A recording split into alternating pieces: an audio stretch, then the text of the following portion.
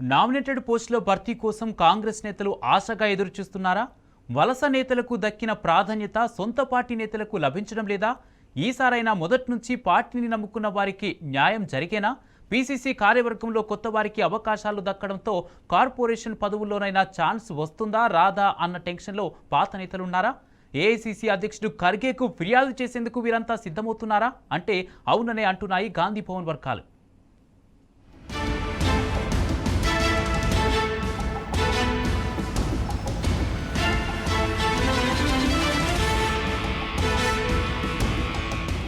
Nominated పోస్టుల భర్తీ Congress party నేతలను ఊరిస్తోంది. ఇదిగో అదిగో అంటూ ఆశ పెడుతున్నారు ప్రభుత్వ పెద్దలు. కాగా త్వరలోనే పార్టీ పదవుల భర్తీ ఉంటుందంటూ ప్రచారం జరుగుతోంది. ఇప్పటికే పీసీసీ కార్యవర్గం ఏర్పాటు జరిగిపోయింది. తర్వాత కార్పొరేషన్ చైర్మన్ పోస్టుల భర్తీ ఉంటుందన్నారు హస్తం పార్టీ నేతలు. స్థానిక సంస్థల ఎన్నికల కంటే ముందే నామినేటెడ్ పోస్టుల భర్తీ జరుగుతుంది అంటున్నాయి గాంధీ భవన్ వర్గాలు.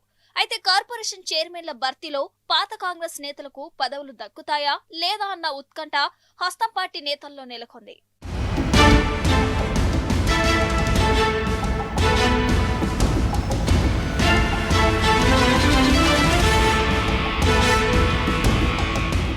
కాంగ్రెస్ తెలంగాణ వ్యవహారాల ఇన్ఛార్జి మీనాక్షి నటరాజన్ పదవుల భర్తీ విషయంలో పార్టీ నేతలను ఏ, బి, సి కేటగిరీలుగా విభజించింది. అందులో హస్తం పార్టీలో మొదటి నుంచి ఉన్నవారిని ఏ గ్రేడ్ గా, అధికారంలోకి రాకముందు చేరిన వారిని బి గ్రేడ్ గా, పవర్ లోకి వచ్చిన తర్వాత చేరిన వారిని సి గ్రేడ్ గా వర్గీకరించింది. అందుకు అనుగుణంగానే పదవుల భర్తీ ఉంటుందని కాంగ్రెస్ శ్రేణులకు సిగ్నల్ ఇచ్చింది. అయితే మీనాక్షి మాటలు విని పాత వారికి సంపూర్ణ న్యాయం జరుగుతుందని అంతా భావించారు. కానీ ఇటీవల నియమించిన పీసీసీ కార్యవర్గంలో మొదటి నుంచి కాంగ్రెస్ లో ఉన్న వారికి కాకుండా అధికారంలోకి వచ్చిన తర్వాత పార్టీలో చేరిన వారికి అధిక ప్రాధాన్యత దక్కడంతో హస్తం నేతలంతా కంగుతిన్నారని ఆ పార్టీ శ్రేణులు చెబుతున్నాయి.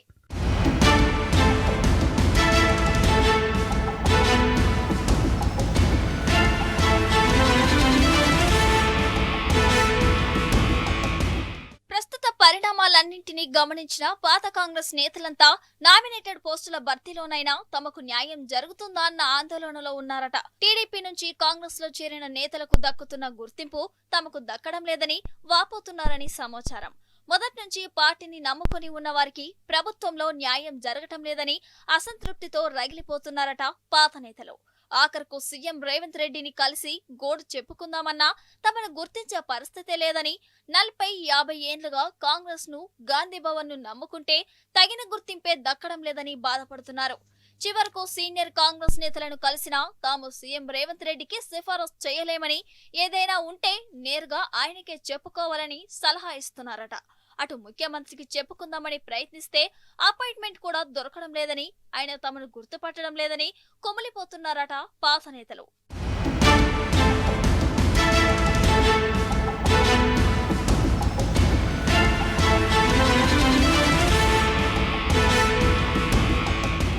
ఈ నెల 4న ఏఐసీసీ అధ్యక్షుడు మల్లికార్జున ఖర్గే హైదరాబాద్ కు వస్తున్నట్లు సమాచారం. దీంతో కాంగ్రెస్ పాత నేతలందరూ ఆయన్ను కలిసి తమ బాధను చెప్పుకోవడానికి సిద్ధమవుతున్నట్లు తెలుస్తోంది.